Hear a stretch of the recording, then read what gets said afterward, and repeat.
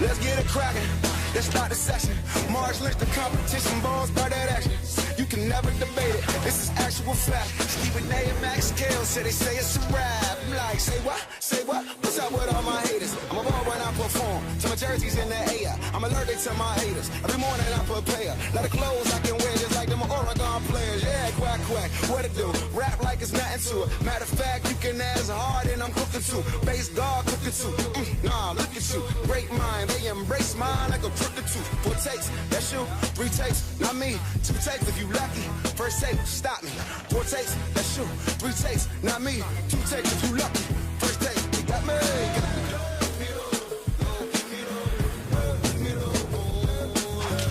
Oh, it's my favorite day of the week. We almost made it to the weekend, but first take on a Friday. Good morning, everybody. Thank you so much for hanging with us. Max Kellerman, Stephen A. Smith, Molly Karam. What's up, How we doing? How y'all doing? I'm good. Let's go.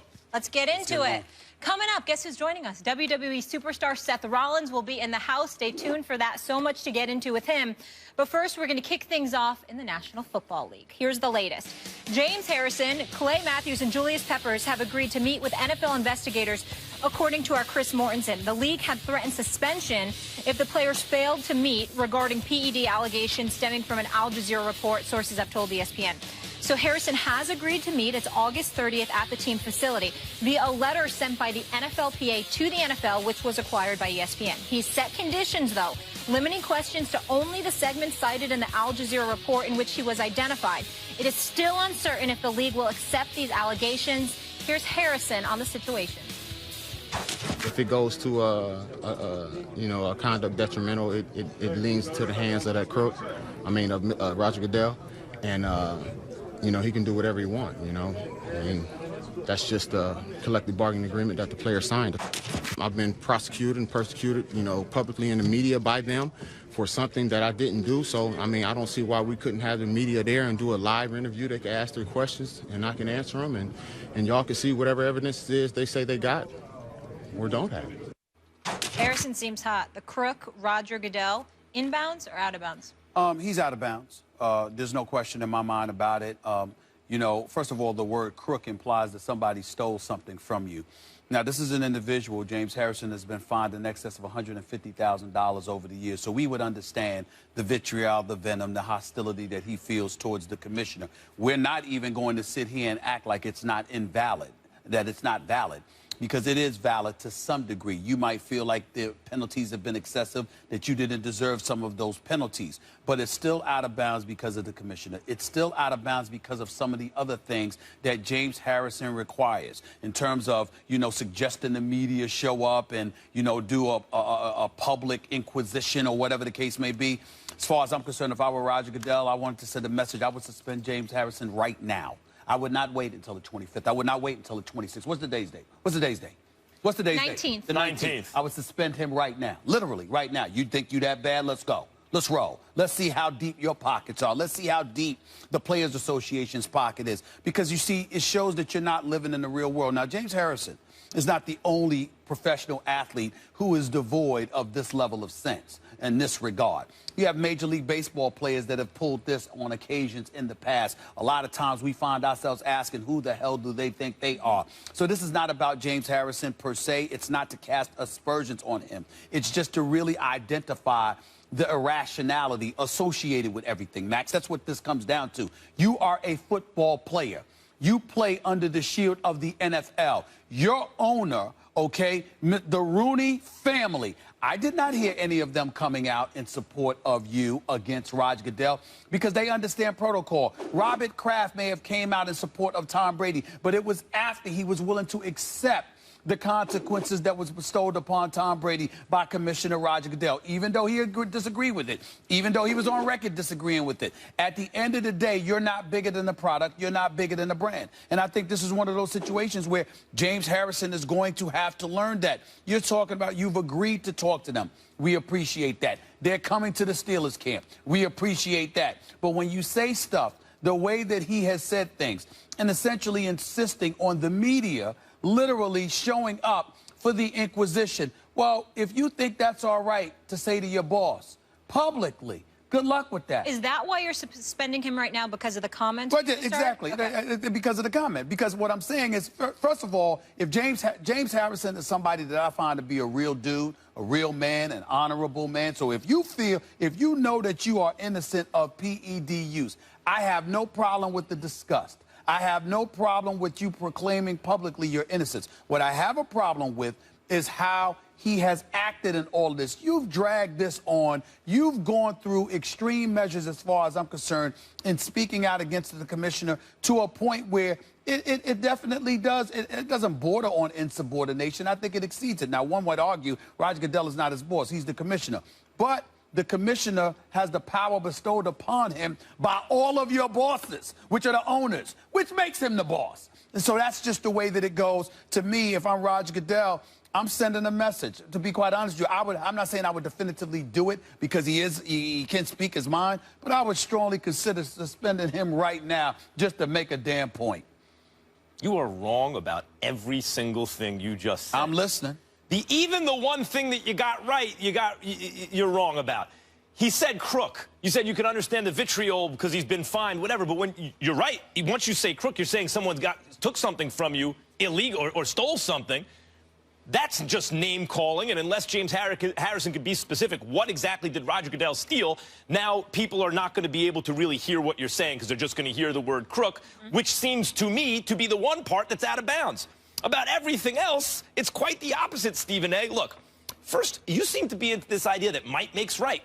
Because Goodell does have the power to suspend him, or whether or not he actually has that power in the CBA, which is actually an issue here, he will suspend him, and then they're going to have to appeal.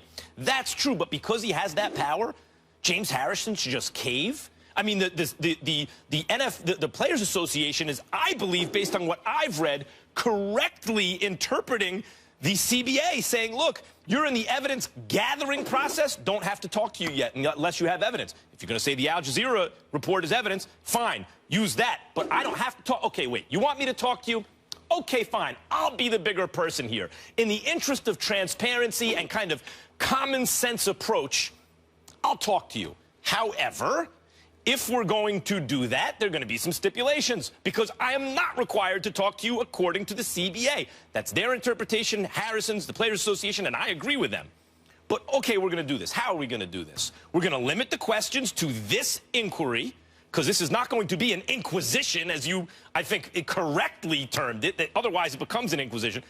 It's going to be an inquiry about limited to the scope will be limited to these questions, and I'll be a good sport and do it. But because I don't trust you, which is his right, he shouldn't call him a crook, but it's his right not to trust him, I want the media there documenting this so that later on when the league claims, as they have in the past, that some things were said and then the player says, no, other things were said, we all know exactly what was said. And since he is not compelled by the CBA to talk to Roger Goodell in his opinion, in the Players Association opinion, in my opinion, and other independent people's opinion, he doesn't have to do this. It's within his right to say, if I do this, here are the stipulations. Right. You can say it was in his right, but let's dissect this just a little bit, okay? First of all, don't give me the Players Association. The Players Association will say he's wrong for passing gas, for crying out loud, because they want anything they can to take to court, because it seems like, you know what, the more we go to court, the more lawyer fees are piled up, those billable hours, and somebody's going to get paid for it. Hey, Jeffrey Kessler, how you doing, buddy? How you doing? That's point number one. Point number two, when you look at it from James Harrison's perspective, this man has been fined 6 times for in excess of $150,000 dating back to last year. They're talking about going as far back as 2010. There's some animosity, some vitriol there. There is such a thing as practicality that needs to enter the equation here. Who amongst us gets to go upstairs and say, well, you know what, we want to sit up there and make sure the media is involved and the public at large is privy to the conversations that we have with our boss? I'm talking from a realistic perspective. I'm not talking utopia. Let me ask you a question, rhetorically or otherwise. How many times would you like to have had eyewitnesses in attendance when you've had conversations with bosses? You know, where you prayed that somebody was there. You wish there was a fly on the wall. You wish there was some secret recording somewhere. You wish that the words that they said actually came to fruition. Listen, all I'm saying is... So because you can't have that, he shouldn't have it either? No. Exactly. Let me explain. You are a football player. Roger Goodell is the commissioner. You do have the right to have union representation. You do have the right to have an attorney in all likelihood. To sit up there and to say, well, if Roger Goodell's going to question me, I would like the media to be in attendance for that. So in other words, let me ask you this question. Is everything about these guys squeaky clean? What if Roger Goodell turned around and said, let me invite the media in when I do have evidence against y'all using PEDs or DUIs or domestic violence or I didn't hear a whole bunch of people. Here's the difference. Hold on, wait a minute. I didn't hear a whole bunch of people standing up then wishing that the commissioner was on tape for that. There's a whole bunch of stuff that we James Harrison believes he doesn't have to submit to this interview. So if he's going to do it, there are going to be stipulations. And as to your point of view, that because it's not pragmatic, it's not practical, the reality is this is the boss. Who are you? You're just a football player. The media, this certainly doesn't apply to you, what I'm about to say, but this is applied to the media, much of the American media in the past. Baseball, which was the first real strong union in sports, that sued and got free agency and all these things. The press's basic point of view towards the worker, and this is in many walks of life, but especially in sports, back then was, why, you're playing a child's game. You should be happy you get to play that for pay. Who are you to ask for what your market value? You should take what Mr. So-and-so gives you. But it's part of the same spirit of that. Because this guy is the boss, because he thinks he's able to unilaterally enforce rules that the union disagrees with, you should just submit to it because the fight will be difficult. Time out. You just lied to because you're just a player. You just lied to the American public because who are you? You're false, and here's why. You use the word unilateral. There is nothing that Roger Goodell feels that is unilateral. Roger Goodell clearly doesn't believe it's a unilateral decision because there's a collective bargaining agreement that was reached. Both sides. What he believes is that his interpretation of that collective bargaining agreement is accurate. That doesn't mean it's a unilateral decision. Wait a minute. So, but you're saying, but the players also feel that way. So you're saying when that happens, they have to defer to the commissioner. No, you're wrong. So he's the judge, jury, and executioner. Let me, before you rudely interrupt it, allow me to educate you. I am saying to you that the Players Association can make that argument all they want to. What they are really fighting is not the interpretation of the CBA. What they're fighting is the fact that they never gained the power that they wish they had from that CBA because they lost that battle because they wanted to strip the commissioner of his power. They were unsuccessful, so they have retroactively gone about the business of trying to diminish his cash. So you believe so in other words, I believe that the players have correctly interpreted this CBA in their, from their point of view, and you believe Goodell has correctly. So we just have a disagreement on the CBA. No, what we have a disagreement on is this. In the end, the CBA grants Goodell a level of power and latitude that the Players Association religiously tries to fight retroactively of the agreement that they made. From years ago. That's not what the CBA says in this case. I'm telling you, it's just like with the that's true what you said, but that doesn't apply here. It's just like with the Tom Brady situation. I have it on good authority that there were several people associated with players throughout the league and NFLPA to some degree who absolutely believed that Tom Brady wasn't completely innocent in all of it, but they fought anyway, didn't they? You know why? Because that was one of their own. That's what he wanted to do, and it would be a great opportunity for them because if they were successful, it would set a new precedent that they could build upon to fight future cases. So what I'm saying to you is this. It ain't always, especially with a union, especially with this union, it's not always about whether somebody is right or wrong. It's a case that they could fight because the more you could peel away at the power of the commissioner, the more successful you'll be. This is the conversation. This is the exact argument we're having. The analogy here is that the commissioner here is a prosecutor, essentially. The NFL Players Association is the defense attorney, but you also want the commissioner, or seem to think that the commissioner is also the judge and the jury. No. Because the job of the NFLPA is to defend their players. Max Kellerman, I don't think the commissioner is the judge, jury, and executioner. I know he is. Facts and past cases have proven he's all three. And that's why do you think they're fighting? Right. Why do you? Hold on. Wait a minute. How is there something to fight if you didn't surrender the power? They didn't surrender the power in this case. That's what that issue. The power is there. Yeah, You'll find out. Okay. You'll find out. You'll find out. You'll learn. It's going to be very You'll interesting. learn. One of us will. You'll learn. To see how You'll this learn. plays out, and You'll I hope learn. we get to the bottom of this sooner than later. Let's get to the other story that has been covered, and we're tracking just about every media outlet. That would be the American swimmers. Ryan Lochte and Jimmy Fegan could still face serious charges following the robbery scandal involving 4 U.S. swimmers. So Rio Civil Police Chief told ESPN yesterday that the investigation is continuing regarding what happened Sunday at that gas station. So the police held a press conference Thursday in Rio saying that the 4 lied about being robbed at gunpoint and that they vandalized a gas station bathroom and were confronted by security.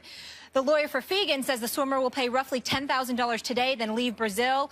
Fegan's teammates, Gunnar Benz and Jack Conger, left Brazil Thursday night after giving testimony to the police. Stephen A., what's your reaction to the latest on this? Well, my reaction to the latest of it, believe it or not, is that, first of all, we departed from yesterday's show because after we did a segment on it, immediately following that, news came down, reported by ABC News, that Lochte had indeed fabricated the story, according to the folks, according to his teammates kept in custody by the Brazilian police. And so Lochte comes across as a flagrant liar and a straight-up punk because he skipped town. Not only did he commit the crime, per se, of you know, kicking in the door, doing what, you know, vandalizing, but then, you know, skipped out of the country, all right, left 2 of his boys back there. So he looks, I mean, talk about looking weak. This is a man that we need to hear what he has to say, but Lord, he looks bad in all of this. He embarrassed himself. He embarrassed his team. He embarrassed the United States of America, assuming it's true. And we all believe at this juncture anyway that it is. But I bring that up because I must confess, when I heard that his teammate had to pay $10,800, I just said to myself, you know what? I'm thinking about all these problems going on in Brazil. I'm thinking about all the things that have been well chronicled, you know, monetary issues and beyond. And I just said to myself, okay, that it could come across as a fine, but that's pretty damn steep, you know. And I found myself wondering, you know, did you just sit up there and say what you needed to say to get the hell up out of there? Did they force you to say what they needed you to say just to get the hell up out of, just so you could get the hell up out of there? I don't know the answer to these questions. I guess we'll find out more once they all get stateside. But right now, I think we lean on the interpretation of Lochte being a liar that he appears to be and how shameful it is. It was an embarrassment and a disgrace to this country. And you know what? If indeed he did lie, he doesn't need to show his face. The only reason why Lochte should show his face is to categorically deny that he fabricated the story. If he indeed fabricated the story and put everybody through that, going on Twitter, you know, just exacerbating the issue and stretching the story to the astronomical proportions it has been stretched to, he doesn't need to show his face if indeed he fabricated this whole thing. You know, here's Lochte's problem. From everything you hear out of his mouth, he's entitled. And look, what I'm about to say, I don't know him, but I'm just basing it on public statements he's made, stuff I've read and heard. He seems to have a pretty low IQ. I mean, I don't know how else to say it. He doesn't seem that smart. And a lot of times we sit here and praise athletes' intelligence. You hear Richard Sherman or Bennett or someone who seems to be interested in things and interested in the world, or you sit down and talk with Kobe Bryant, for example, who never went to college but is worldly, he's been around the world a bunch of times. Highly intelligent. You can see when a guy has, whether or not he's been formally trained, you can see when a guy has a high IQ. And in this case, it looks like this guy Lochte is not one of those people. And in addition to that, is extremely entitled and therefore has no real sense of self and his kind of place in the world, and believes he's, I guess, more important than he is. And I think that's what got him in trouble. It doesn't seem like the brightest bulb. It's not okay to go into somebody's business because the door isn't working and just break it open and vandalize. Well, he appears to have lied. He appears to have lied and all of that. First of all, nobody's defending his actions. Yeah. There's no defense for it. But my goodness, how could you stretch it to these proportions and lie and turn it into an international incident? The 2016 Olympic Games this is going to be the #1 story that people remember for years to come. And the United States of America is associated with lies and shame because of this man. And it's a shame that overshadows what they accomplished. That overshadows everything. It overshadows everything. It doesn't erase everything because we recognize the individual athletes that have made us very, very proud, and we appreciate that. But I'm talking about in terms of what makes headlines. This is the #1 story. You know, and by the way, in terms of like whatever legal ramifications, he does have his just desserts locked in the sense that he's now been publicly humiliated. Yep. He's Stephen A. You just said, I think correctly, it was shameful, cowardly, whatever else. And I'm talking about the level of his intelligence here. Right. And this is being discussed on a national level by a lot of people. Good luck with endorsements and everything going forward. That's just his ability to make a living. How can you get an endorsement after this? Right. Not from this country. But so maybe from, I mean, if you want, if fraud is marketable, if phoniness is marketable, I mean, I don't know. So his ability to make a living has been permanently, it would seem, compromised. But in addition to that, there's an ongoing public humiliation that, you know, you don't wish on anyone, but I guess it's his just desserts. Yep. Got it. He did release a statement on Twitter this morning, and essentially said, I can't read the whole thing, he should have been more careful and candid in how he described those events. So pretty much seems like he's admitting that he did lie. Uh-oh. When we come back to the association, did Kevin Durant say he doesn't care about winning or he doesn't care about losing? We'll break down those shocking comments next. Quote, I told myself before I left my room, I'm at my best if I don't care if we win or lose. It might be different for other players, but for me, I'm more free and aggressive. And it's way more fun for me if I don't care about the outcome. I know if I go out there and be who I am, the outcome will dictate itself. KD staying in the moment there. What does this say about him, Stephen A?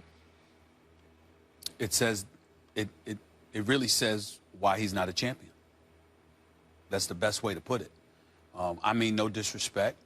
I recognize and I say religiously that Kevin Durant is one of the top 3 players in the world. He's a superstar. And his performance during the Olympics is, you know, so what? He's a career 27-point-per-game scorer. He's scoring anybody. I think Kevin Durant could go down as the leading scorer in NBA history when his career is all said and done. I think he has that kind of potential. But when you talk about champions, there's a reason why some people find themselves being champions and some reason they're not. One of the reasons why, Max, I was on the record and swearing to you during the NBA Finals, Steph Curry had a bad NBA Finals to his standards as opposed to choking. I would never associate the word choke with Steph Curry because of what I saw from Steph Curry. When Steph Curry is healthy, I see an assassin. When the big moment arises, I don't see somebody who shrinks. I see somebody who wants the basketball. I see somebody who's willing to pull the trigger. Now, whether it goes in or it doesn't is a different ball game. But what you don't do is you don't disappear. You can be rendered ineffective because of competition. You could be rendered ineffective because of injury, but you don't be rendered ineffective because of yourself. I didn't see that with Steph Curry. I saw that with Kevin Durant.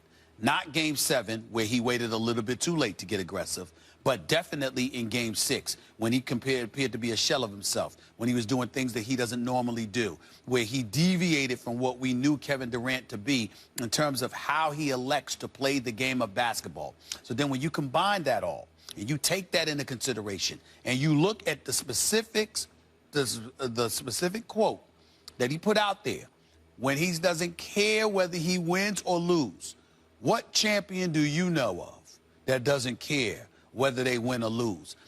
At some point in time, ask any champion that I have ever spoken to, at some point in time, their back was pressed against the wall. Everything was on the line. There was a level of urgency attached to it. And, you know, as a result of that, you go for it. It harkens me back to 2 things. One statement made by a legend in Isaiah Thomas. Another made by the greatest cornerback in NFL history in primetime Deion Sanders. Primetime Deion Sanders, you'll recall this, Molly, because you was at the NFL Network at the time. He gave his acceptance speech at the Hall of Fame. It was Hall of Fame speech. One of the first things he did, Max, was apologize to all his family members, loved ones, and everything like that, because he talked about the level of selfishness that he had to engage in, because when you're locked in, all you see is that, and you are going for it. It made me think about what Isaiah Thomas had said to me years earlier when he talked about how he had to apologize to his family. He said, because when you are locked in on championships and on winning, it consumes you to such a degree that you see nothing else, you hear nothing else, you pay attention to nothing else. It is all that matters. Every champion I've ever spoken to told me the same exact thing. We are hearing this comment from someone who has yet to capture a championship. Maybe that's the reason why. I don't think that what he actually meant was he doesn't care if he wins or loses. I didn't say he doesn't care. I think that his process to getting there, he believes the best way to get there for him, which is not for everybody, is to not think about that and concentrate on the process and then let the chips fall where they may. Now, I'm rooting for Kevin Durant to win a championship, although the fact that he joined a 73-win team, as loaded as they are, that came so close to winning a championship, which would have been a title defense, came very close to winning, a couple minutes away from winning back-to-back titles, means even if he does win, people will question how much of that was him and how much of it is him riding the coattails of that team and just putting them over the top. Nevertheless, I would like to see Kevin Durant win, because it would make the world more interesting if there was an exception to the rule. If here's the guy, you know, you take the non-centers, the greatest players of all time, Michael Jordan, Magic Johnson, Larry Bird, Kobe Bryant, the retired guys. Now Kobe's retired. Straight stone killers. Even Magic, who uplifted everyone around him the way LeBron did, didn't like demoralize everyone all the time like Jordan and Bird at times and Kobe at times could do. Magic wanted to uplift everyone, but Magic was a stone killer, would never think, oh, I just need to play my game, is only thinking about killing the other guy. Larry Bird talked about, after he beat the Lakers in the rematch, he's talking about the best part about it was knowing that Magic was in the other locker room suffering. Think about that. And they were boys by this time. And the best part of the championship is knowing your rival is suffering. That's what's best to you? A psychopath. The fact of the matter is, the history of the NBA says only the psychopaths win on that level. And that's not Durant. So I'm rooting for Durant to do it. I think the world becomes a more interesting place if not everyone has to be cut from the same mold. It would be just different. But make no mistake, that would be an exception. I appreciate him focusing on the process, but that's not how it's been done so far. Well, let me be very, very clear. I'm not rooting for that Durant.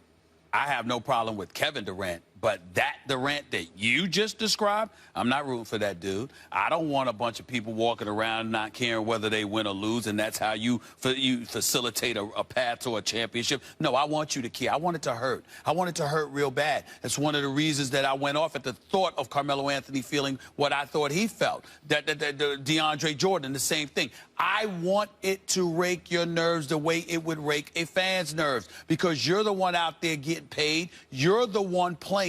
You need to care more than we do. Not to say that they don't, but we need to feel that. And I'm not going to apologize for that. What if your path to there is not focusing on the result? Yeah, what if it's being Durant's just saying my path is focusing on the process. Time out, y'all.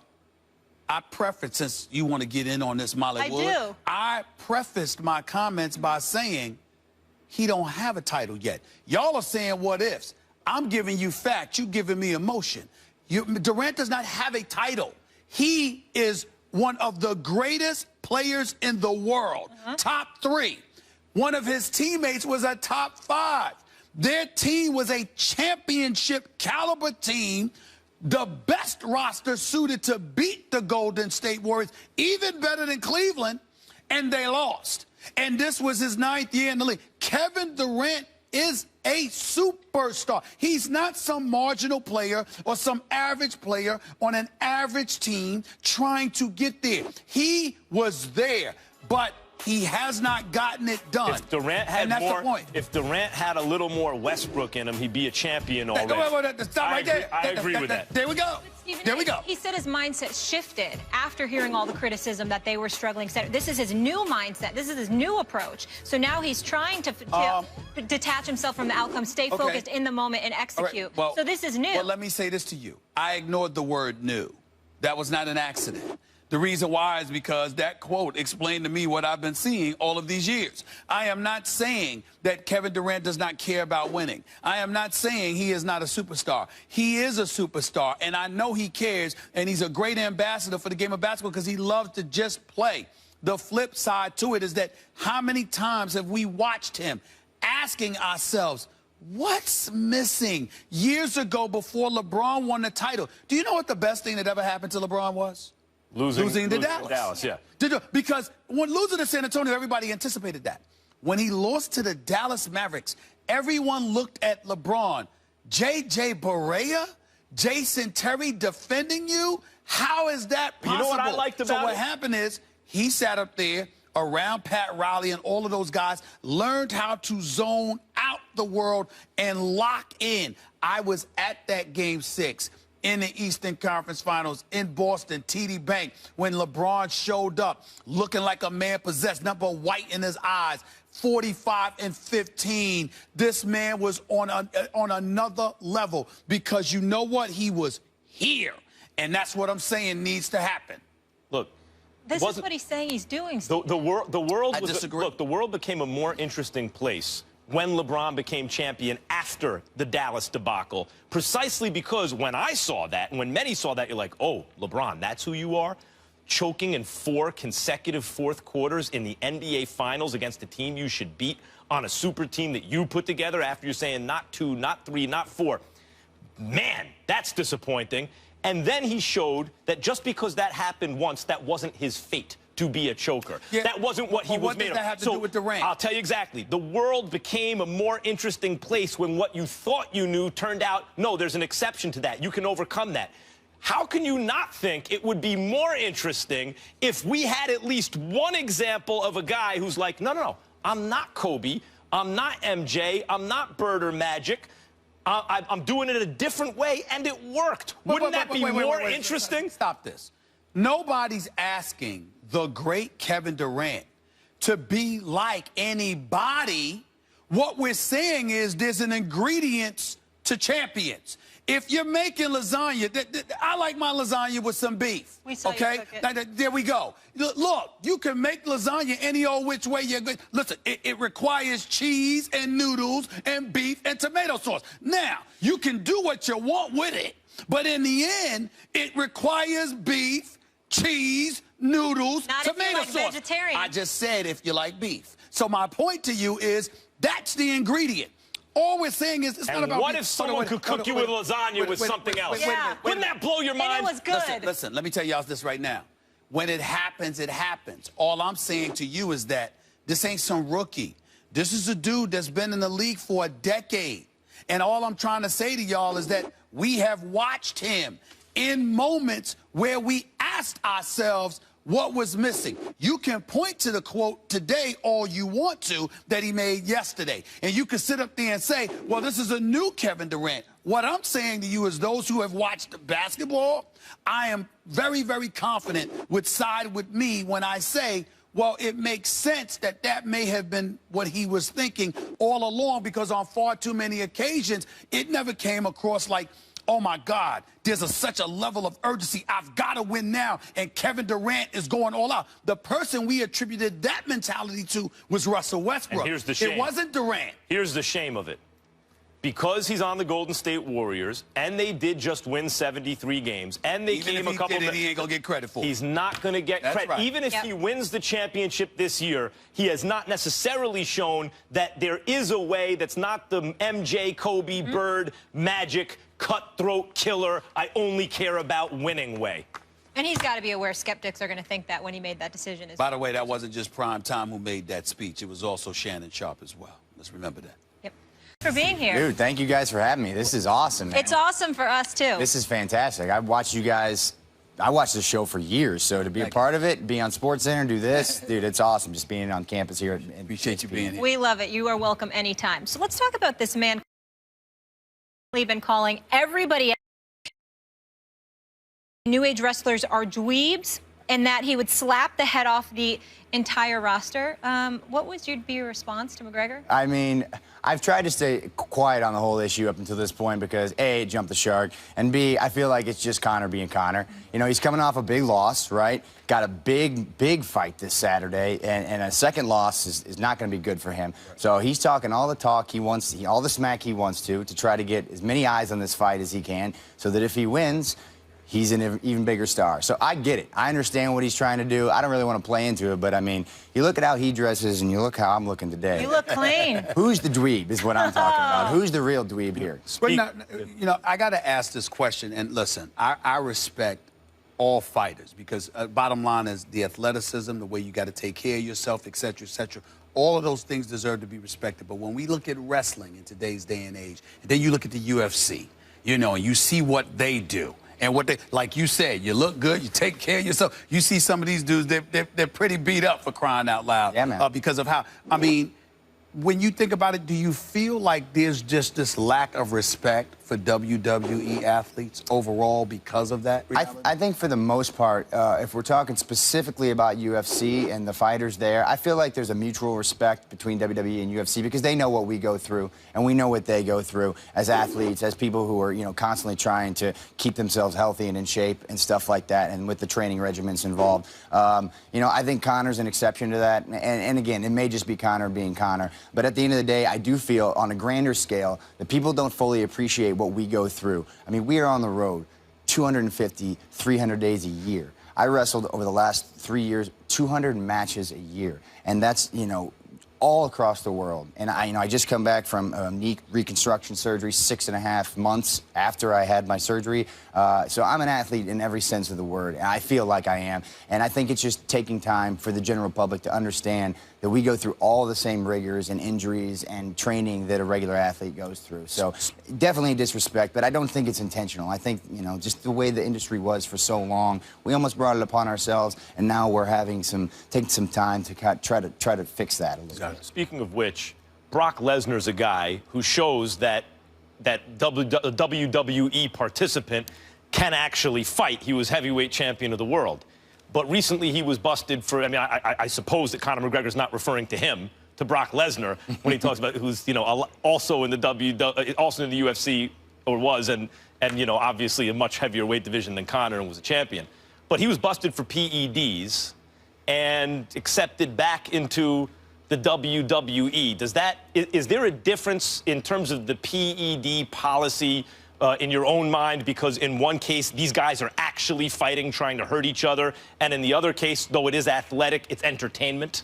I don't know if there's much of a difference, and I don't know what the UFC punishment is for what he's going to be doing or what he failed for, and I don't know what it's going to be if it pertains to WWE. You know, that's TBD at this moment. I'm mostly concerned about my situation, and I know what I'm tested for. I know how I'm taken care of, and our wellness policy is in place. Not so much for performance-enhancing situations, but to keep our talent healthy. You know, because we had a terrible, you know, history before we put this system in place of wrestlers dying early. And we wanted to, you know, put a stop to that because the company cares about its talent. We care about each other as family, as friends, performers, all that stuff, and we want to take care of everybody. So the system is in place now, and like I said, it's not so much for performance enhancing because obviously we know the drill with WWE. We know the whole thing.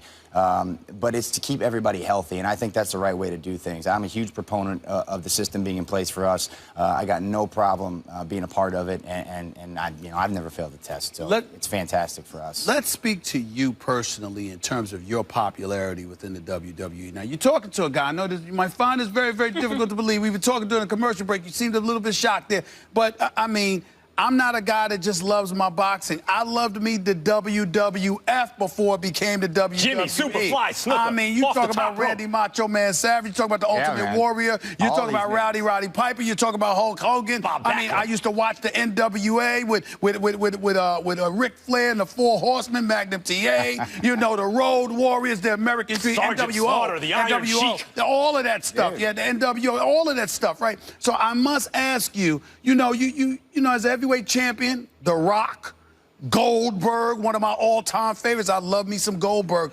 Here you are, Seth. I mean, I'm wondering, what's it like trying to fill those shoes? Because there's been some really, really popular heavyweight champions in the WWE. Yeah, you guys just threw a lot of names in there. That's right. That's an incredible legacy that we built up over years and years and years, not just in WWE, WWF, WCW, NWA, you know, all the Southern Territories. And that's incredible that I get to be a guy as a former champion. To me, I looked up to all those guys that you mentioned. So for me to be in that company is incredible. As far as filling their shoes, I'm not interested in filling anybody's shoes. I'm interested in wearing my own shoes. And I think I've done a great job over the last 4 years that I've been with WWE, and even my time before that, cementing my own legacy, hopefully creating a Hall of Fame career to where, you know, one day, you know, future generations are sitting at this table and they're talking about Ric Flair, Seth Rollins, Hulk Hogan, Shawn Michaels, Triple H, Andre the Giant. I just want to be in the mix with those guys. Forgive me for not knowing the answer to this question. You ever fought Goldberg? No, Goldberg was retired. All right, I mean, what if Goldberg come out of retirement? You want to fight Goldberg? I would fight Goldberg You'd any fight, day of the week. You'd fight Goldberg I would any day fight of the week? Goldberg any day of the week. Bring Goldberg back. I will take him on anytime. I would love to be in the ring You'd with beat Goldberg? Look, I am a young buck. I am a young stallion. No offense to Goldberg, but his day has come and gone. Are you trying to imply that Goldberg is old? Is that what you're saying? Is that what I you're may saying? or may not be saying. You may or may that not Bill be saying. You sound like Goldberg- Max right now. Wait a minute. Are you saying it or you're not saying All it? right, I'm saying it. Goldberg's past his prime, and he can't hang with me. Bottom line. That's what I'm saying. Let me not stop right there. Forgive me. What about The Rock?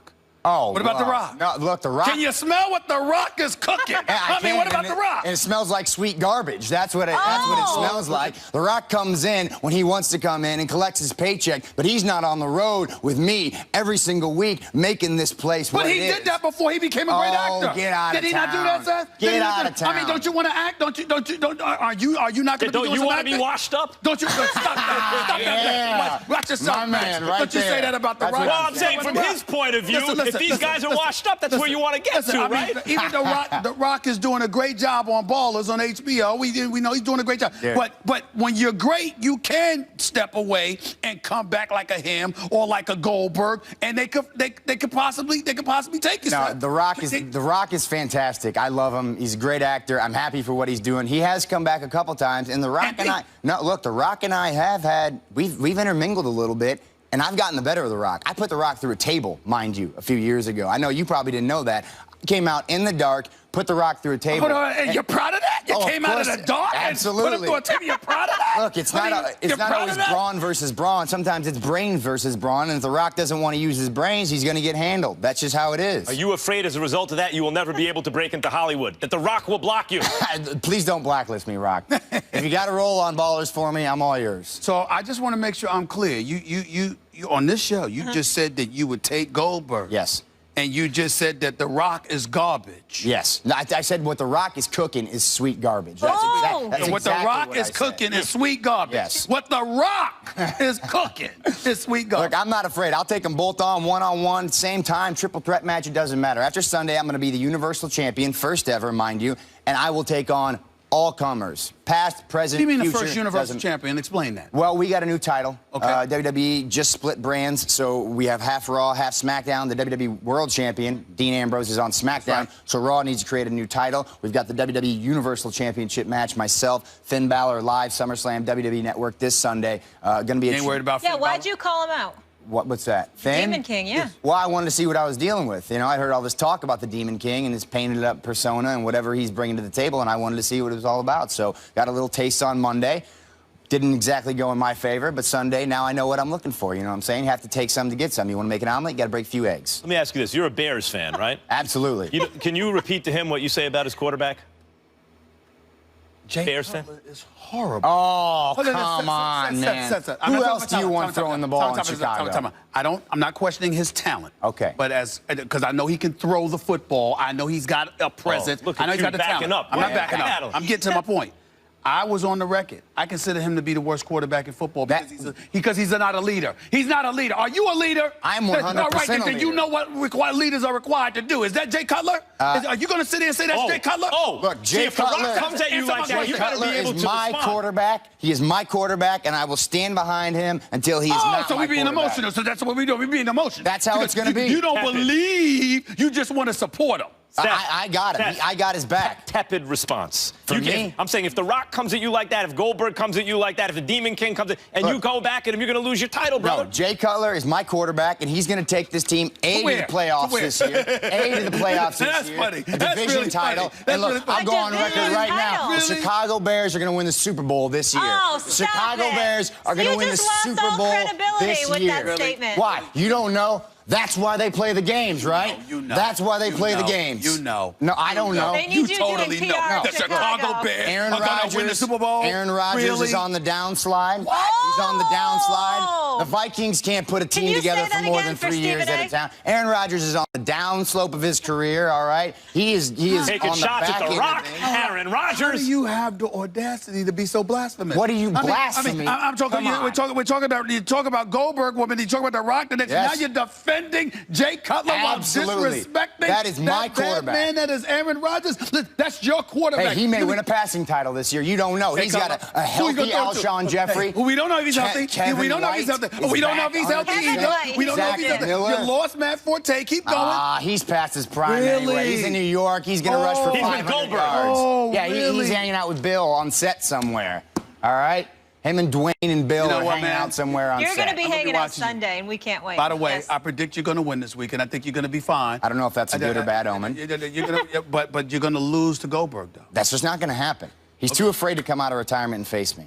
Period. Seth, thank you so much for being with us. Be And I sure to believe check out it's- SummerSlam on WWE Network this Sunday. We'll all be watching. Come by anytime. We appreciate you being here. Thanks for having me. Matter with you. More First Take after the break. Get Stephen A. feisty. In a piece for The Undefeated, former NFL cornerback Dominique Foxworth pleads to Aaron Rodgers to add his voice to the Black Lives Matter protest. Currently, the expectation of athletes to take a stand on social issues falls only on black athletes, as if we're the only athletes with the responsibility for the advancement of society. I assume you agree with me when I say every person has an equal obligation to advance our society, black or white, celebrity or not, athlete or fan.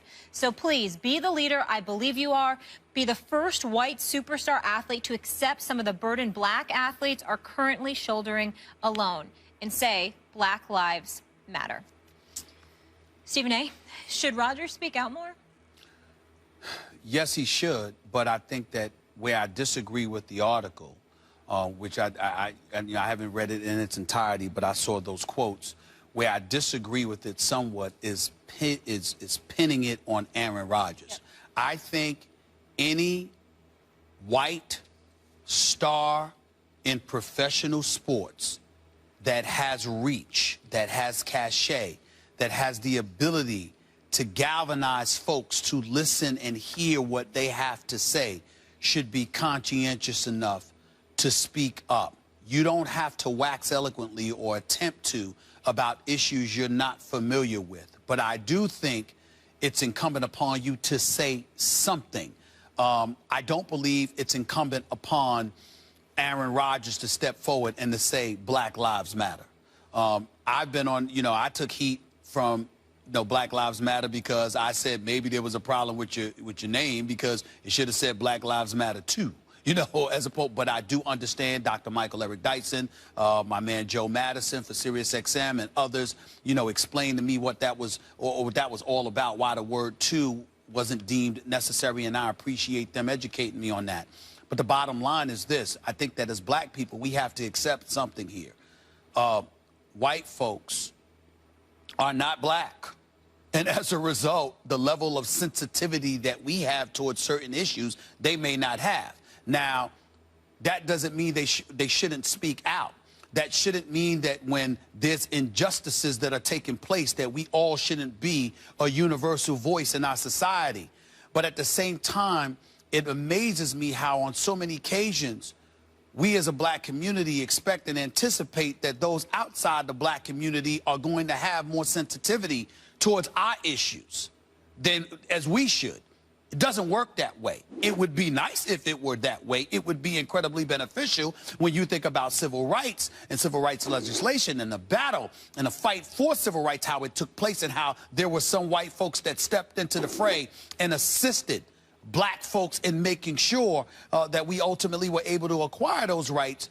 The flip side to it is that as we've evolved as a society, as we've seen more and more people from all walks of life suffering and struggling the way that they do, the fact of the matter is that we would like folks to be sensitive to our plight, but we shouldn't anticipate and expect them to. And more importantly, we shouldn't expect anybody to help us more than we're willing to help ourselves. And so as a black community, I think it's incumbent upon us to recognize that while we want people out there to help and assist us in our goals in fighting off demons that continue to sift through our communities like viruses, it's incumbent upon us to do for ourselves, to do as much for ourselves as possible. So when we want assistance from somebody else, it's plausible that we may receive it because they're looking at us as an example to assist with and to follow, as opposed to us just screaming at them as to what they should be doing instead of focusing on what we should be doing for ourselves. Yep, although it's incumbent upon everybody to speak out against injustice, I think, wherever they find it, particularly egregious injustice. And I think Foxworth's point, and I hope I'm representing him properly here, is that Rodgers in particular, as the best player in the world, as a guy who's shown a political orientation that suggests, or at least a social orientation, that suggests that he would be sensitive to this issue, who has shown intelligence. Foxworth's asking him to take the next step in terms of showing the courage and the kind of forward-thinking point of view that he would come out now and show sense and say the words Black Lives Matter. Now, and by the way, it would be nice, as an, to add to that, if it wasn't because all lives matter, because as you said, it's Black Lives Matter parenthetically too, because in this country it has not, oh, it's obvious Black Lives Matter. No, in this country it has been obvious most of the time that Black lives do not matter throughout the history of our country. Right. That is accurate. Here's my problem with it. Black Lives Matter as a slogan, as an idea, I like very much. Black Lives Matter as an organization and movement has now put out a political platform, which includes ideas that maybe someone like Aaron Rodgers or others, white or black, wouldn't be comfortable supporting, including the immediate release and retroactive decriminalization of prostitution and drug offenders, and their records should be expunged. Maybe not everyone's going to agree with that. Divestment from Israel, they point out as the example of the country. That was one of them. Right. I mean, this is a platform that the idea of Black Lives Matter is uncontroversial, or should be to any intelligent, evolved person. But these ideas, this platform, is not going to be so obvious and is going to be controversial. And so once Black Lives Matter presents a political platform, then using that slogan, which on its face is completely correct, is associated with a host of other ideas that maybe Aaron Rodgers or others wouldn't be comfortable supporting. Those are fair points. But to bring it back home to Aaron Rodgers, I don't want to hear Aaron Rodgers. Let me take that back.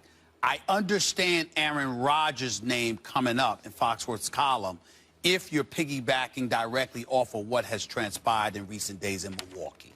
Okay? The riots that broke out, burning the cars, some of the violence, et cetera, because a police officer shot, shot a black man. But let's keep in mind, the black man that was shot had a gun. We don't know all the details because we may find out that there's some transgression that took place we don't know. But from what we know, there was a black individual shot. The officer who shot him was black. What does Aaron Rodgers have to do with that? I'm just asking the question.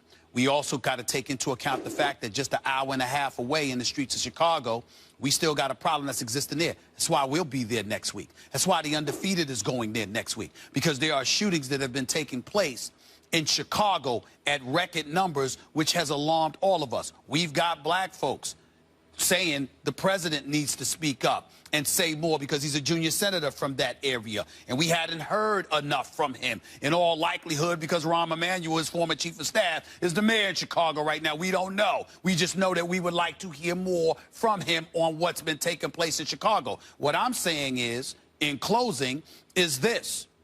Once again, black, black victim, black police officer, Milwaukee. Black on black crime in Chicago. African-American president who we would like to hear more from on the issues in Chicago. Yes, it would be nice if white folks would join in and assist in any way we can, because this is America. Y'all do make up 66% of the population, and we would greatly appreciate any assistance that you conscientiously are willing to provide. However, in the end, it still comes down to what the black community is willing to do with and for the black community in order to move forward. And that ain't on Aaron Rodgers. But although he should come on this show to discuss it with us, Stephen A. I wouldn't say would love that. that. Well, he don't need to. Listen, he could just come on the show because he's Aaron Rodgers. Period. Yes, and as you alluded to, the Undefeated holding a town hall on Thursday in Chicago discussing athletes and social issues, and then we will be there on Friday and also reacting and getting involved in all of it. So we're looking forward to that. When we come back to the NFL, we will discuss Terrell Suggs saying the Ravens could be Super Bowl bound this season. Is he right? We'll get into that next.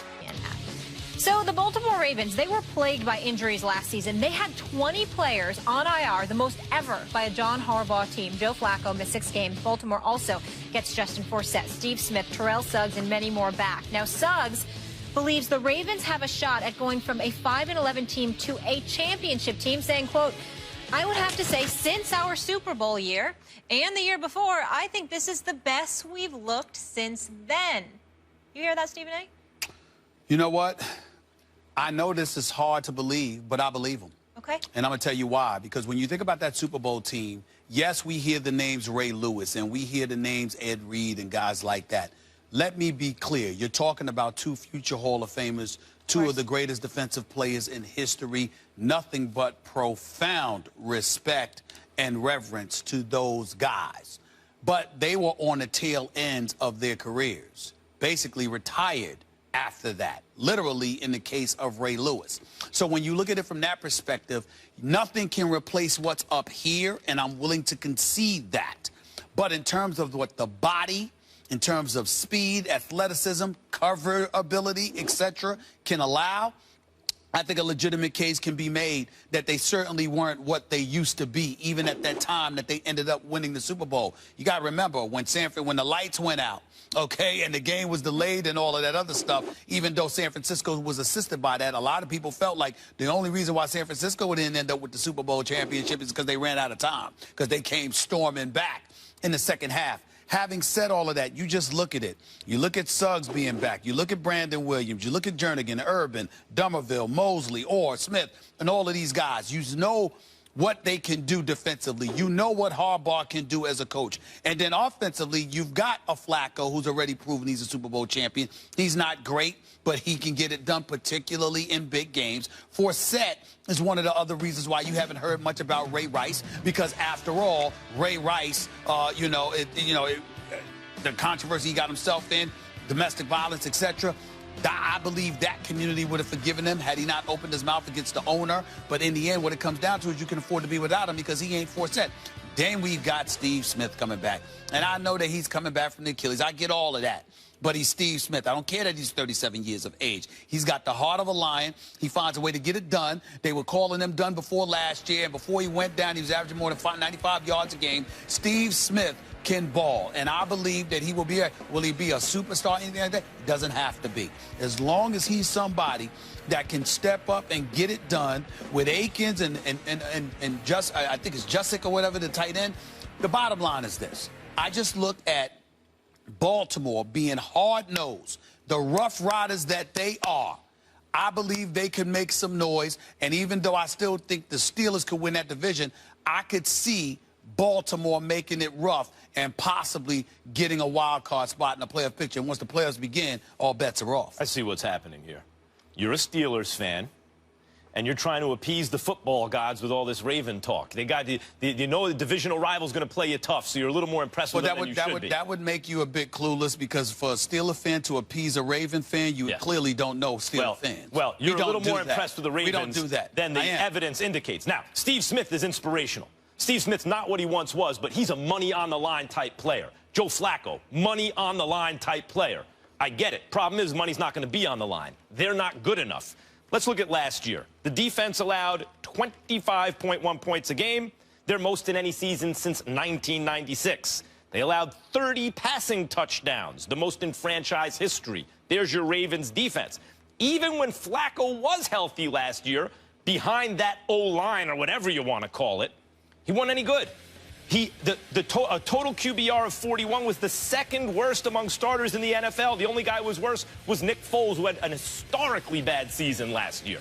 So do I think under pressure, Flacco and Steve Smith and the like could come through? If the money's on the line, could they? Yeah, but what makes you think the money's going to be on the line in a division with your Pittsburgh Steelers, even though they're somewhat diminished, a bend but don't break defense in Pittsburgh, which, by the way, should be a little bit improved. Even without Martavis Bryant and Le'Veon Bell, they're still going to have a great offense. Everyone knows it. Roethlisberger and Antonio Brown, of course, D'Angelo Williams. And the Bengals are one of the most well-rounded teams in the NFL. And last year, we didn't get to see Dalton in the playoffs because he got hurt. But there was evidence, if you're looking for some, that maybe he's turned a corner in terms of those clutch moments. He was better in the fourth quarter than he had been in previous fourth quarters in previous seasons. He seemed to get better as the game went on. In the bigger games, the primetime games, he played better than he did otherwise. There were little indicators like that. But even without those indicators, that's for like the playoffs, the Bengals on paper are clearly better than Baltimore. In fact, I think the Browns have improved, and they're comparable to Baltimore. You're smoking something. Did you just say that the Cleveland Browns are on the same level as the Baltimore Ravens? You've got to be crazy. That is nonsense. You know what? Cleveland's defense alone, there's nothing to discuss. I just said Baltimore's defense. 30 passing touchdowns. I'm not worried about that. Well, first of all, second half of the season, they look much better than the first. They got Eric Weddle at the safety spot. You're getting Terrell Suggs back. Orr's good in coverage. You're moving C.J. Mosley over to the middle linebacker spot. You've got John Harbaugh still coaching that team. I'm sorry. I'm not sleeping on Baltimore at all. Not to mention the fact that they got hot with Cincinnati. All the talent. They always have all the talent. I'm not betting my money on any team that can't win a daggone playoff game in a decade under Marvin Lewis. Now, I know we're talking regular season. In that division, at best, Baltimore's third best. Listen. Best. And I'm telling you, I think number two. I think they can move on. Cincy. Yes, I believe that. I really believe that. I really believe that. 20 guys on the IR last year. 20. I believe that's right. 20 guys on the IR last year. But not only that, I'm going to tell you what, because I don't believe in Cincinnati. She knows, everybody knows. I don't believe in Cincinnati. I've had Cincinnati Bengals right up in my face, told them straight to their face. Y'all got all the talent in the world. Y'all worrying enough. I love this time of year. If you will win another uniform, everyone's going to be good. Listen. Suggs is confident, of course. He's, we're going to be the best. Of course, it's that time of year. Wait a minute. It's not about what he believes. It's about what his resume proves. Terrell Suggs has come back from injuries before and played lights out. Don't sleep on the brother. T-Sizzle is T-Sizzle for a reason. So let's be clear about that. You call him T-Sizzle. I know he's a good player. That don't mean they're going to be good. What has Cincinnati done to prove to you that? Don't get me wrong. Talent-wise, they are Super Bowl contenders. Talent-wise, but the flip side to it, what have they ever proven on the field? You're already in the playoffs. I'm talking about the regular season. I'm just saying. But I'm saying. So if you have two teams demonstrably better than you in the regular season, how are you going to get to the playoffs? Please, let me tell you something right now. I think Cincinnati will find a way. You going to bet your money on Andy Dalton? Oh, in the regular season over this Baltimore squad? Yes. Hell yeah. Okay. We'll find out. I like that. I like that because see what I love about it because Dalton was great last year. Because just in case you try to flip, you're on camera now. You're on camera. I'm gonna flip. Yeah. Did you miss every Bengals game last year? Unfortunately, I didn't. I saw games that they won, but I obviously also saw games they lost, including when they collapsed against Pittsburgh because they couldn't keep their heads on. That is the truth. They didn't have their quarterback. Shots fired. All right. That's the truth. You know who I love? I love Brick. Coming up, we're going to check in on him and see his General Hospital performance. How did Stephen A. do in his second appearance as his character Brick? We will show you that. And also, Des Bryant has never lacked confidence, but now he is more confident than ever. How do the guys feel about Des in the Cowboys season? Real talk coming up. So what's up, man? Why did you need to see me? What kind of manpower do you have at your disposal these days? The best kind. Solid group, talented, loyal. Discreet? Come on now. How long have we known each other? How long will it take you to round them up? How soon do you need them? Yesterday. I'll make the arrangements. We'll also get you any information on any bank transfers in case Julian hires somebody to move the money he'll need to pay his way. Probably his sister, Ava, you know. You know she's already on the list. So glad you helped me with this. Because I tell you what, if the court won't exact justice on Julian, I will. You'll make the arrangements. You got us. You got everybody. The hitter.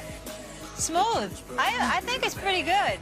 I'm doing all right. You're doing more than all right. I'm doing all right. You're doing more than all right. It's cool. It's Is that what the pinstripe is about today? Is it Gangster Day? No, it's a new suit I had. I figured I'd probably try to rock it today. That's all. You know what I love? My phone was blowing up yesterday. It's my aunt. Stephen A's back on General Hospital. No, She loves it. I must say. It's her favorite show as well. I must say, you know, obviously it's soaps, so there's a whole bunch of women that watch the shows. I want to say to all the women, all the ladies out there that are General Hospital fans, I love y'all. They've shown me nothing hi but to my love. Aunt Linda, They've too. shown me nothing but love. I can't believe it. I can't believe it. But I'm touched. Thank y'all. Good. Thank y'all very much. Good. Thank you. Thank you. He's coming back because it's about to get, you know. It's, got to after Another that. level. No, it's a bunch. You're just setting up the There's some arrangements. scenes coming up with Sonny Corinthos. You don't want to miss General Hospital in the coming weeks. I'm telling y'all that right now. So I'm gonna have to go out there and take a few your more thing? scenes. All right. Yeah, I'll be back. We love it. Brick will be back. Okay. Brick will be back. I'm jealous. You get to play a gangster on TV. Right? That's the That's dream. right. That's the dream. Let's get into our next topic now. Cowboys star receiver Des Bryant has never lacked confidence, but now it's on a different level. Bryant was asked this week if he thinks he's having the best training camp of his career, and he didn't hesitate, telling the Dallas Morning News, hell yeah, my mind is right, my confidence sky high right now. I think it's the best it's ever been. Max, are you as confident in Des and the Cowboys? In Dez, yeah. Dez is a baller. Also a great teammate, he gets criticized for nonsense. The criticism of him is ridiculous. He's an elite wide receiver, one of my favorite players to watch. Love that guy. But what difference does it make if he's confident, even if he's on the field and he can stay on the field, when his quarterback's never going to stay on the field, Stephen A. Romo's not going to be upright the entire season. And Dak Prescott, there is reason to be encouraged for a half of preseason football. But that doesn't mean that he's an actual NFL quarterback over the course of long stretches of the season, for which, if you look at Romo's recent history and the fact that he has a chronic back problem, and you look at his age, Dak Prescott's going to have to be that guy. I mean, the odds are against that. If the Cowboys were actually at full strength, they're clearly the class of the NFC East. But, Stop right there. Stop. What did you just say? If they're at Tony full Romo, strength, if Tony Romo and the Cowboys are at full strength, no. I'm calling you out. Bring it. You have been whining for 3 weeks now. 3 weeks you've been on the show. 3 weeks, and there's not a damn day that goes by on the air or off the air, Max Kellerman, where you haven't looked me in my face and said to me, quote, "The New York Giants are it. They're winning the NFC East." You did not say if Tony Romo goes down. You said as long as Eli Manning is playing, they will be just fine because they got Odell Beckham Jr. That's what you said. So I don't want to hear anything. Tony Romo, healthy or not, ain't supposed to have anything to do with your position. What's the best ability? Availability. Availability. Wait a minute. Time out. You said Eli's there. I'm not talking about yes, the reason the Giants should be considered the favorites, they've added to the team, obviously, through the draft everyone has, and especially free agency on defense. Wait a minute. They may have paid $A+ for B+ players, but they're still B+ players on the defense. The Giants. And they have a quarterback who's under center for All right then. So why is your position on the Giants contingent on Tony Romo? That's not what you said for the last 2 weeks. weeks? Because Romo is not available But all what the if time. he was? No. But what if? Where Look, am I- you know who else whoa, not available? Whoa, stop. I'm going to my question. Yes. My question. Yes. You said to me, Right. yes or no, no matter what, as long as the Giants are healthy. No. You didn't say that? No. You didn't say I didn't say no Where's matter. the tape? That's a lie. You can't find it. I never said no matter what, as long as the Giants are healthy. So in other I'm words- saying I expect So in other- them to have a quarterback all year, and I don't expect that from Dallas. Oh, I see. So in other words, you're only picking the Giants instead of the Cowboys because Tony Romo is going to get hurt. Oh, yeah. But if Tony Romo stays healthy, If you going with Tony Romo can make it through 16 games of the regular season, the Dallas Cowboys should obviously be the favorites in the NFC East. They have a bend but don't break defense. Okay. But here's we don't need to talk because that's exactly. We don't need to talk because that's what I told you 3 weeks ago. 3 weeks ago, I told you the Dallas Cowboys. So you said if Romo is healthy. No, I said you're making a contingent on that. What I'm right? saying to you is this.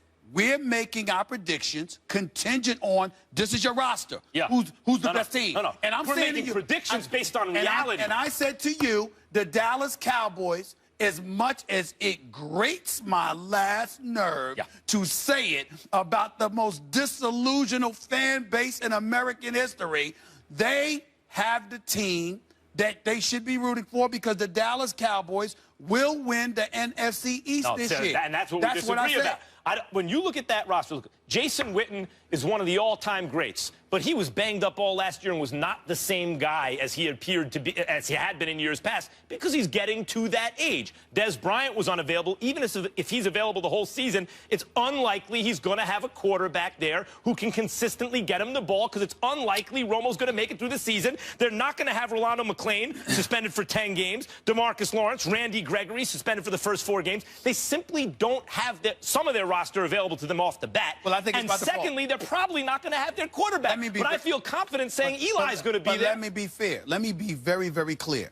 I think the Redskins, on paper, should actually win the NFC East, but they won't because I think they're allergic to prosperity. I think the Giants' defense will not come through. I think the Eagles, this particular season, is irrelevant. And by default, even if Romo goes down and Dak Prescott or somebody else is your quarterback, if Ezekiel Elliott with Alfred Morris, with Des Bryant, with Terrence Williams, with Jason Witten, and that offensive line, if everybody else is healthy, even if Tony Romo is not, I believe the Dallas Cowboys can take the NFC East because I think the NFC East is highly suspect. Yes. Highly unlikely, which is why the Cowboys won almost no games last year. And Ezekiel Elliott's contributions behind a great offensive. Look, the Cowboys are a lot like the Steelers in that way. Really good offensive line, really good quarterback, wide out, same thing. The tight end, the whole thing. And now they got the running game, too, with Ezekiel Elliott, you'd think. But tell me the last time a Super Bowl caliber team's offense Who said anything about the Super Bowl? I said winning the NFC East. Or a playoff team that got through the division was based on the run game. That doesn't happen as much anymore. A running game, a balanced... Hold on. A running game, a balanced offensive attack can win you the NFC East. So do you believe that Dak Prescott, who you were like, oh, it doesn't make a difference, like last week, oh, Dak Prescott showing out in the preseason doesn't make a difference. Now you believe he's enough to overcome the fact that last year without Romo you lost almost every game? Let me teach you something about arguing. Okay, I'm sorry to teach you something about argument, but it's necessary here. You actually don't get to make my point by not allowing me to make my point. The Dallas Cowboys. You accuse me? Yes, I am. Absolutely. You? Absolutely. The nerve. That's the nerve. The Dallas Cowboys can win football games in the NFC East and the NFC East, throwing less than 15 times a game. With Darren McFadden, with Alfred Morris, with Ezekiel Elliott, even with Des Bryant, Jason Witten, and Terrence Williams. I'm telling you right now, as sick to my stomach as it makes me, I think the NFC East is so suspect. The Redskins actually should win it, but I think they're allergic to prosperity. I'm telling you right now, I think the Dallas Cowboys can win the division. Don't let the facts get in the way of a good argument, I guess, huh? That's what you taught me about. Let's go to break. You're both making me mad. When we come back, remember a few weeks ago when Derrick Rose said the Knicks were a super team? Well, he's not backing down from those comments. The guys are about to go off on him. Don't miss it. Derrick Rose has no shortage of confidence in his New York Knicks. A few weeks ago, Rose made headlines when he said that some people put the Knicks in the same super team class as the Warriors. Well, Rose isn't backing off those comments in an interview from South Korea. Quote, I still believe that. Like I said, with that super team term, you have to be very careful, I guess, if you're in the United States. But I feel like if you're in any team in the NBA, it don't have to be the NBA, it could be the college level, high school level, you should believe in yourself and have the confidence in yourself that you're playing on a super team anywhere. So I have a lot of confidence, and I am not taking that back. Max? Yeah. Is Rose delusional about these Knicks? Yeah, of course. I mean, that's where the confidence has to be coming from. He's completely delusional, and it shows you that if you get to a certain level of fame and fortune, you can become insular enough in terms of the people around you and in terms of what you're exposed to that you wind up believing this stuff. And I'm a Derrick Rose fan. Derrick Rose was, as a rookie, amazing. I mean, look, LeBron James should have been the MVP the year Derrick Rose won it. But Derrick Rose was in his early 20s and won MVP, and before he got hurt the following year, he was getting better. He was getting to be more of a true point guard the following year. He was an amazing talent, and he's in a contract year, another year removed from catastrophic injury. He has some interesting pieces on the Knicks. I think he'll have a good year, but a super team? This version of Derrick Rose has not been that version of Derrick Rose since then. This has been... You can't even really say an average NBA point guard because that's an extremely high standard when you think about the NBA point guards recently. He even brought up Courtney Lee. I love the Courtney Lee signing because he can play without the ball and hit shots and defend the best perimeter player on the other team. But Courtney Lee will never be mistaken for a starter on a super team, and I like him a lot. Carmelo Anthony seems to be in gradual decline already. Not a great defensive player. Not a natural fit defensively at the 3 or the 4. Kristaps Porzingis is a potential superstar in the future on the, he's ascending, but like Joakim Noah a couple of years ago was exactly who you wanted, but has been a shell of himself since then. So to think, Stephen A., that the Knicks are some kind of a potential super team is to not only assume that every single thing that could possibly go right is going to go right, but also that you built a time machine that can transport Derrick Rose and Carmelo Anthony and Joakim Noah backward and Kristaps Porzingis forward, somehow all meet in the same place at the same time, and even then, you'd never get out of the East. How does that equate to a super team? Clearly, Derrick Rose needs to be drug tested. There is no doubt about that for making the statement that he made. We cannot refute that. But here's the thing.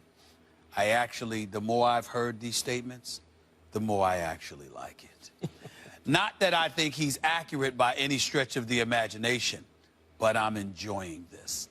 Because you see, for me, success for the New York Knicks this season would be getting to Cleveland in the Eastern Conference Finals, which means we must ask ourselves, is this plausible? I'm here to say yes. I hope you said plausible. No, plausible. Better pause that. P-L, not P-A. P-L. P-L-E-A-S-E. Plausible. Let me tell you why. When you look at the Eastern Conference, I know that the Boston Celtics got Al Horford. I like Coach Brad Stevens a lot. I like what Danny Ainge has done with that squad. I think Danny Ainge did an exemplary job and deserves a lot of credit. Boston's a team to watch out for. Toronto went to the Eastern Conference Finals, and you know how much I love my man Dwayne Casey. We know what he can do. You re-signed DeMar DeRozan $138, $139 million. But I think that Toronto is vulnerable. Biyombo, losing him is a loss. I think that Boston is not there yet, even though they've got young athletes and what have you. There's nothing definitively that they've done. They don't have a closer, somebody you could give the ball to and say, take me to the promised land. The Knicks, I believe, have that in Melo. Who doesn't have it? Boston. Isaiah Thomas, you don't like getting to the rack when you need him to? I love Isaiah Thomas, but I do believe that at times, because of his miniature stature, what have you, I do believe in playoff competition. Sometimes you don't get those calls when you're the little man. I just believe that. I think that when you're Melo, you're 6'8", you're 240. You can play with your back to the basket. You go out to the perimeter. You got a mid-range game. You can shoot threes. You can get to the free throw line. Even though Isaiah Thomas is no joke and he's a miniature star in this league, I do believe that come playoff time, when the game gets more physical and the referees are willing to let you play a little bit more instead of calling games tight, I think that works against the smaller guys in my estimation. So I think that, again, both teams would be favorites over the Knicks. I just think plausible is an operative word here. We also have to take into account the fact that Porzingis is a year older. Melo, and then you look at a guy like a Derrick Rose. What an upgrade from Jose Calderon. And so if Derrick Rose, and they usually say that once you go through an injury, it takes you that year just to make it through. There were many times I watched Derrick Rose play last year, and I felt I was just watching a guy that was just happy to be healthy, to get through game to game and not go down. He played 66 games last year, only missed 16, all right, finished averaging 16 and 5, not great, but not horrible. The bottom line is now that he's got that year under his belt, big upside. He's gotten healthy, and he's going to be stronger. There's an upside. Courtney Lee, I would have preferred Dwayne Wade, as we all know, but Courtney Lee's a legit 6'4", 6'5", can defend, can hit perimeter shots, and now he doesn't have to worry about a reserve role or spectating as Kemba Walker puts on the show. I think Courtney Lee will be able to do some things as well. I think when you look at the Eastern Conference, because of the vulnerabilities of everyone else outside of Cleveland, that makes it plausible for the Knicks to be in the mix if Melo steps up and is like, let me remind y'all of who the hell I am. I think Porzingis would have to take a quantum leap forward in his second season for them to even be anything like contenders, but I agree, Derrick Rose is a big upside play. Here's the issue with the Knicks. Phil Jackson is arguably the greatest coach in the history of the NBA. Sorry, Red Auerbach fans, but in the modern era, he's got 11 chips as a coach. But as a GM, as a team president, Masai Ujiri, you brought up Toronto. Better. And Danny Ainge. Better. I mean, so they've constructed better, deeper rosters. They've done it more organically through the draft and targeted free agent signings. These crews have played together, and I find it a remote possibility that the Knicks could get by. I mean, every single thing would have to go right, and still I don't think they probably get by either one of those two teams, let alone Cleveland. So how are they a super team? We got to go, but the operative word is plausible. And remember, the Knicks have 3 scorers because Derrick Rose can't put the ball in a hole, and Porzingis and no can't bench. put the ball in a hole. And no bench. And All right, we got to leave it there, gentlemen. Flaws. When we come back. First Take is brought to you by Booking.com. Booking.yeah. RG3 impressed last night as the Browns quarterback. He played most of the first half yesterday against the Falcons, completing 6 of 8 passes for 2 TDs. He also ran for 36 yards on 3 carries. Stephen A., are the Browns going to be better than we think with RG3 at the helm? No. I mean, they're not going to be worse than the 3-13 season that they had last year. But are they going to be much better? No. But I don't think it's because of RG3. First of all, it was nice to see him knowing how to slide. It's very, very important. He's saying that, you know, how to slide. Maybe he's been taking some baseball lessons. Maybe he's been hanging out with Terry Francona and the Cleveland Indians. Who knows? I hope he is because he definitely needs to slide. But I don't think this season is going to be great. I don't think it's going to be the fault of Hugh Jackson. I don't think it's going to be the fault of RG3. I think that when you have a roster bereft of talent at a multitude of positions because they've basically cleaned house. They've had like 14 new draft picks from last April. I definitely think it's one of those situations where you look at the Cleveland Browns and you got to ask yourself, what do they have? Are we really supposed to depend on Josh Gordon to be available? We hope and pray that he will because we wish nothing but the best for him. But hoping and praying is entirely different than expecting. And so you got to look at it from that grade. Barnage, I mean, he had a good year last year. We get that. Had over 1,000 receiving yards, about 79 receptions. We get that. Duke Johnson, he can run the ball out of the backfield, but the offensive line is still suspect. That means the protection for the quarterback is still suspect. That means as a result of that, you're going to have to run the football more than you're throwing it because obviously you're not going to be able to create with so many protect the quarterback as much as you would like. All those things considered, combined with the defense being highly suspect in the AFC North, and there is no question in my mind that the Cleveland Browns are destined for last place. I don't think it's going to even be close. And as a result, they will have a miserable season record-wise, but I think a very good season in terms of recognizing progress and being on the come-up. I think Hugh Jackson makes that O-line better. And I think you're wrong. I think the Browns are going to be ascending. I don't think so highly of the Ravens, and everyone is already tweeting me, oh, you said they're going to be better than that. It's possible. If I had to list them, I would list them 4th out of 4 teams, but I don't know. The Ravens, like, we'll see. I know the Steelers and the Bengals will be the class of that division. But let me tell you what I saw from RG3 yesterday.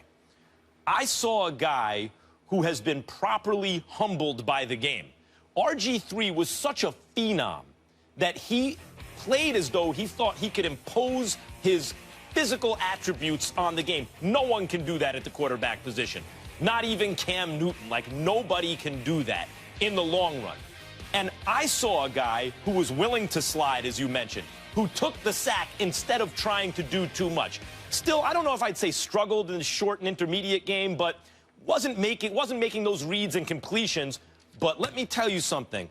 If you can get behind the defense, as Terrell Pryor did, as Barnage did, as Josh Gordon will certainly do if he's on the field, he will get you that ball. Robert Griffin III has, not only does he have a cannon, but he has touch on those downfield passes, and that can make up for a whole lot. Hope. You get behind the defense, he will find you. Well, you hope. What we saw from him in his rookie season, we saw the occasional deep ball, but primarily his athleticism and his breakaway speed running north to south. He's not the most elusive runner in the world, but he will blow right by you in the pass. Whether that's still the case or not remains to be seen, but he was never an elusive runner. He just had breakaway speed. And in terms of his deep ball, does he have deep ball capability? Sure, but there were times where the ball flooded a little bit. It stayed up there a little bit too high, a little bit too long. And you don't have Deshaun Jackson back there. Now, let's keep in mind that even though Josh Gordon is a stud and Barnage is good, and we get all of that, you talking about Deshaun Jackson as one of the elite deep threats in the game in Washington.